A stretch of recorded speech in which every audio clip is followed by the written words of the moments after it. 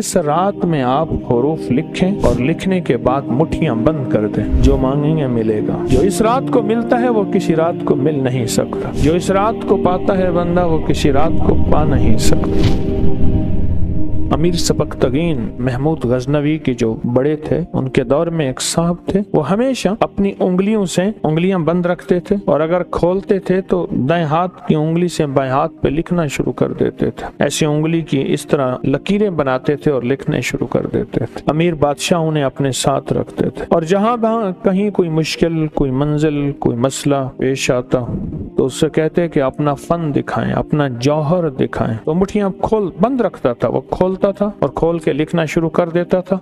उसके बाद फिर मुट्ठियां बंद कर देता था और वो हो जाता था। एक दफा एक हिरन के शिकार के लिए बादशाह ने अपना घोड़ा दौड़ाया। हिरन बहुत तेज था। मैंने हिरन को देखा है, आज तक शिकार नहीं किया, ना शौक है। भागते भागते फिर पीछे मुड़ के देखने खड़ा हो जाता है। दीवाना है, भोला है और वहीं शिकार हो जाता। चौकड़ियां भरेगा, तेज चलेगा, फिर जे खड़ा होगा। फिर इसका मिजाज है कि जहां आज इसने मेंगनियां की हैं, सारे मिलके वहीं आके मेंगनियां करेंगे। इनका टॉयलेट एक होता है और शिकारी हमेशा मेंगनियों की जगह पे घात लगा के बैठता है कि इन्होंने मेंगनियां करने यहाँ आना है, या पानी की जगह पे, शेर हो या शिकारी हो। पर वो कोई हिरन और था, काला हिरन था। न मुड़ के देखता था, न खड़ा होता था और न वो हिरन रुकता था।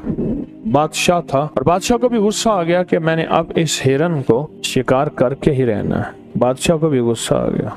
बादशाह पीछे और उसके सारे हमनवा हवारी वो भी साथ। आखिर बादशाह थक गया। सहरा था जो खत्म नहीं होता था, जंगल था खत्म नहीं होता था। थक के बादशाह रुक गया तो सारे रुक गए। तो बादशाह ने उसको बुलाया, कहा कि अपना फन दिखा। हिरन तो मेरे हाथ नहीं आता। तो उसने मुट्ठियां खोली और लिखना शुरू कर दिया। लिखता रहा। इस दफा कुछ देर तक लिखता रहा और बादशाह मुतलाशी नजरों से उसको ऐसे देखता रहा कि क्या फैसला होता। कहने लगा, अमीरुल मोमिनीन, बादशाह सलामत, वो हिरन नहीं है, जिन है। और हिरन के जिस्म में है, हिरन के रूप में है, वो हिरन नहीं है, जिन है। बादशाह ने कहा, अब जो भी है मुझे चाहिए, जिंदा या मुर्दा। मैं इतना इसके पीछे दौड़ा हूँ। उसने कहा, आपको पकड़ा देंगे। उसने फिर लिखना शुरू कर दिया। लिखते करते और मैं बादशाह सलामत, अब की बार आप जब दौड़ेंगे, खड़ा आपका इंतजार कर रहा है, तो आगे किसी झाड़ी में फंस जाएगा, आप उसको पकड़ लेंगे। फिर आपकी मर्जी है, आप उसे छोड़ दें, आपकी मर्जी है उसे कैद कर लें, आपकी मर्जी है उसे ज़बह कर दें, ये आपकी मर्जी। अब बादशाह ने अपना घोड़ा दौड़ाया, देखा तो आगे वो हिरन काला मौजूद था। उसके पीछे घोड़ा दौड़ाया, फिर वो भागना शुरू हो गया। आगे एक झाड़ियां आई, उसी में गया तो उसमें अटक गया, उसके सींग अटक गए और सींग उसमें उलझ गए। तो बादशाह के गुलाम आगे बढ़े तो उन्होंने हिरन को पकड़ लिया। अब हिरन पकड़ा हुआ बादशाह के पास आया, अमीर सबकतगीन के पास। तो बादशाह ने उससे कहा, तूने आज मुझे बहुत सताया। फारसी में बात की, तेरे पीछे बहुत घूमा हूँ, आज तक मैं नहीं घूमा। इतना तो मैं किसी शेर के पीछे भी नहीं घूमता, और शेर को मैं शिकार कर लेता हूँ। उस दौर में बंदूक तो थे नहीं, आमने सामने शेर का शिकार होता था, तलवार से, नेजे से, बरछे से। वो कोई हिम्मत वाला होता था शेर जवान, जो शेर का आमने सामने मुकाबला कौन करे। तो हिरन बोला और फारसी बोला और जुबान यार में बोला, यानी जैसे बादशाह बोल रहा था वैसे ही बोला। कहने लगा, आज तक मैंने सब शिकारियों को ऐसे ही धोखा दिया है और ऐसे शराब में ले गया हूँ जहाँ पानी नहीं है। उनको भी मारा है मैंने और उनकी सवारियों को भी मारा है। मुझे इन हिरनों पे तरस आता है, मैं हमेशा हिरन बन जाता हूँ, फिर शिकारी को ऐसे दौड़ाता हूँ, दौड़ते दौड़ते फिर थक जाता है, वो भी उसकी सवारी भी। फिर एक शराब में लाता हूँ, ऐसे मैदान में जहाँ बज़ाहिर नजर आता है पानी है और पानी नहीं होता, और फिर मैं गुम हो जाता हूँ। फिर मैं गुम नहीं होता, रास्ता भी गुम होता है और जिंदगी भी गुम हो जाती है। अगर आप कहें तो मैं आपको शराब में ले चलूं। बादशाह ने कहा, तू दौड़ जाएगा। कहा, मैं बंदा हूँ, अब नहीं दौड़ सकता। बादशाह ने ना उस आमिल को देखा जो उनके साथ था, उसने कहा, इसको छोड़ दें आप, बादशाह सलामत है, ये कभी नहीं दौड़ सकता। अब हिरन पीछे और बादशाह आगे, और हिरन बादशाह के घोड़े की रफ्तार चल रहा था, कभी आगे हो जाता, कभी पीछे हो जाता। बहुत देर तक चलते चलते एक ऐसी वादी में पहुंचा जहां हर तरफ इंसानी हड्डियां और जानवरों की हड्डियां थी।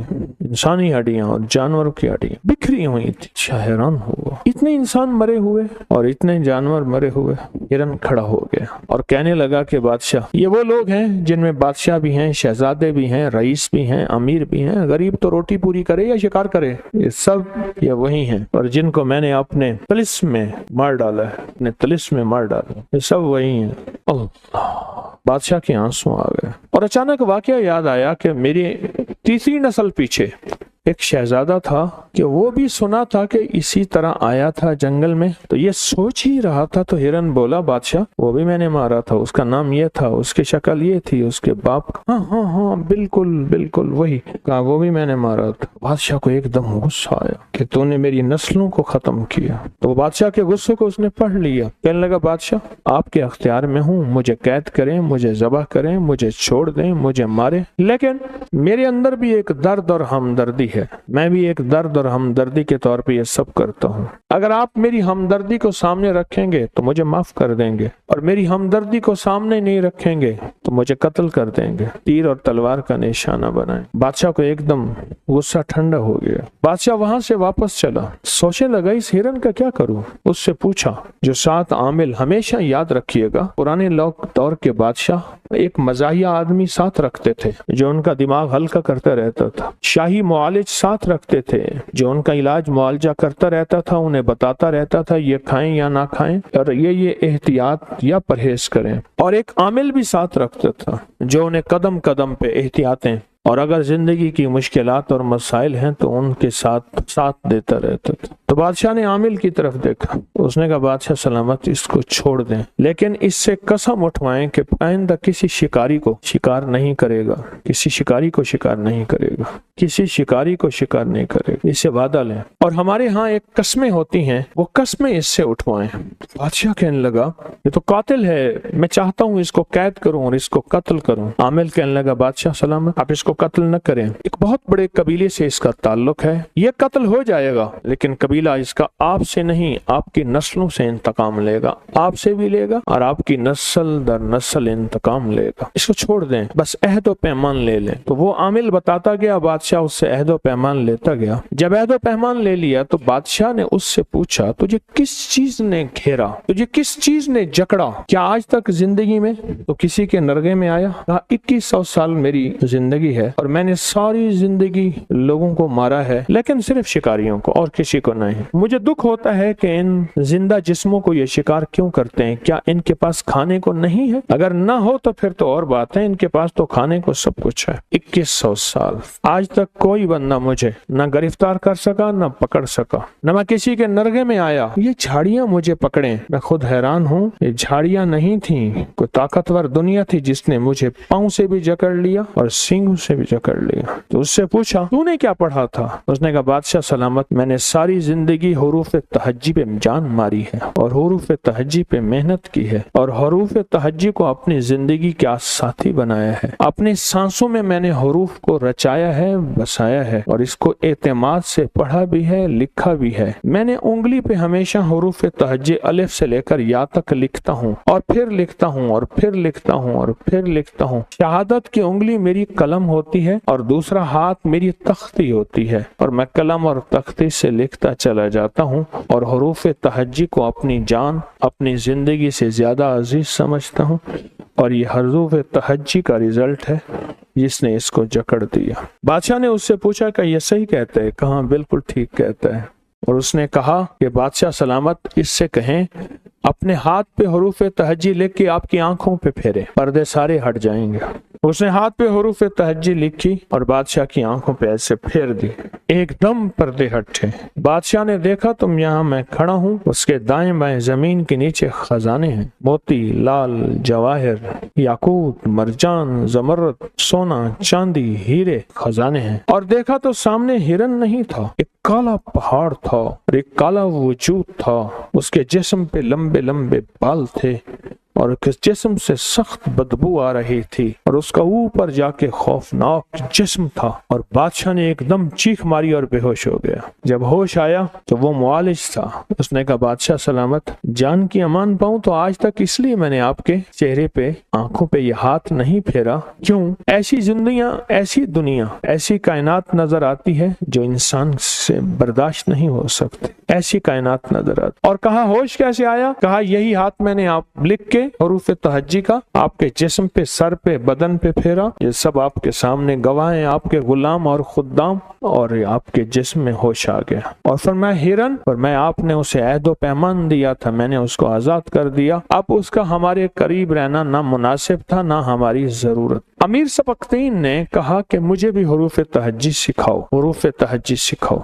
और मैं भी हरूफ तहज्जी से अलिफ बा से लेकर या तक इससे फैज पाना चाहता हूँ और इससे खैर पाना चाहता हूँ और हरूफ तहज्जी की बरकतें लेना चाहता हूँ। तो उसने रोजाना उसको सिखाना शुरू कर दिया। अमीर ने कहा मैं ये चाहता हूँ इस हरूफ तहज्जी की बरकत से मेरी हुकूमत बने, मेरी नस्लों में बड़े बड़े बादशाह आए, मेरा तख्त बुलंद हो, मेरा ताज बुलंद हो, मेरा बख्त बुलंद हो, मैं ये चाहता हूँ। तो उसने हरूफ तहज्जी से ये सब कुछ लिखना शुरू कर दिया। लिखता रहा कई अरसा तक हरूफ तहज्जी पे मेहनत करता रहा। साल मेहनत की। मेहनत करने के बाद एक दफा उस आमिल ने कहा कि बादशाह आप हरूफ तहज्जी के आमिल बन चुके हैं, फलां रात आ रही है, फलां रात एतवार की शाम जब मगरिब खत्म हो जाए, एतवार का दिन गुजरे, शाम हो, मगरिब खत्म हो जाए, पीर की सुबह होना शुरू हो जाती है, वो रात हो जाती है जिसकी सुबह पीर होता है, सोमवार होता है। तो कहा इस रात में आप हरूफ लिखें और लिखने के बाद मुट्ठियां बंद कर दें, जो मांगेंगे मिलेगा। अब बादशाह उस दिन का इंतजार करने लगा, उस दिन का इंतजार करने लगा। हमारे यहाँ जो कवाकिब, सियारे और सितारे होते हैं जिनका कुरान में तस्करा है, वश्शम्स इज़ा ज़ुहाहा वल कमर इज़ा तलाहा वन नहार इज़ा जल्लाहा वल लैल इज़ा यक्शाहा वस्समाए बनाहा वल अर्ज़ वमा। ये कुरान में और कई जगह तस्करे, सिर्फ एक नहीं। जो एतवार की शाम है ना, एतवार की शाम जब डूब जाए, एक ये और एक जुमेरात की शाम जब डूब जाए, जैसे अब ये शबे जुमा है, जो शबे जुमा है वह एतवार की शाम को है ही नहीं। क्यों? ये सैयदुल लैल है, रातों की सरदार। किसकी सरदार? और जुमा सैयदुल यौम है, दिनों का सरदार जुमा। जो इस रात को मिलता है वो किसी रात को मिल नहीं सकता, जो इस रात को पाता है बंदा वो किसी रात को पा नहीं सकता, जो इस रात को पाता। तो कहा जब एतवार की शाम हो आप हथेली पे लिखिएगा, पर इसका नतीजा मिलेगा शबे जुमा में और उस पे आपको लिखना पड़ेगा। और कहा उस आमिल ने बादशाह को अगर एतवार की शाम भूल जाएं तो जिंदगी में कभी शबे जुमा ना भूलें। शबे जुमा से मुराद कि इस वक्त जैसे लाहौर में शाम हो गई है और मगरिब की नमाज हमने पढ़ ली है और मगरिब की नमाज के बाद ये तस्बीहाने की महफिल, ये शबे जुमा की महफिल है। शबे जुमा बादशाह ने ये अमल किया, हर शबे जुमा में ये अमल किया, एतवार की शाम को भी किया और हर शबे में किया। 11 एतवार की शामें और 11 शबे जुमा में हथेली पे अमल लिखता रहा और करता रहा। एक दफा ख्वाब में देखा कि मेरे सर की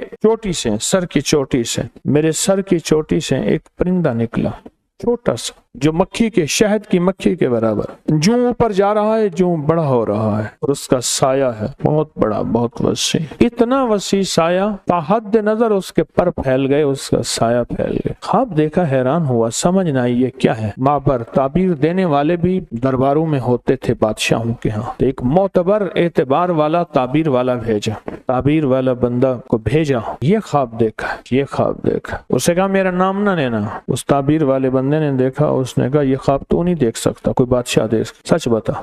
उसने कहा अमीर ने देखा है। कि हाँ, उससे कह दे तेरा बेटा होगा और उसकी सल्तनत यहाँ से वहां तक होगी जहाँ सूरज गरूब नहीं होगा और साया ही साया रहेगा। और फिर उसकी नस्लों में सुल्तान महमूद गजनवी रहमतुल्लाह अलैह, तो सुल्तान महमूद गजनवी बादशाह बना। उसके ताबीर ये निकले और उस बादशाह बनने के पीछे हरूफ तहज्जी का फैजान है, हरूफ तहज्जी की बरकत हैं, हरूफ तहज्जी के समरात हैं और हरूफ तहज्जी की करामतें और कमालात हैं उसके बादशाह बनने। इस वीडियो को लाइक और शेयर करें, यूट्यूब चैनल को सब्सक्राइब करें और रोजाना ज्यादा से ज्यादा सब्सक्राइब करवाएं। आप दूसरों के लिए सदका जारिया बनेंगे, अल्लाह पहले आपके दुख डालेगा।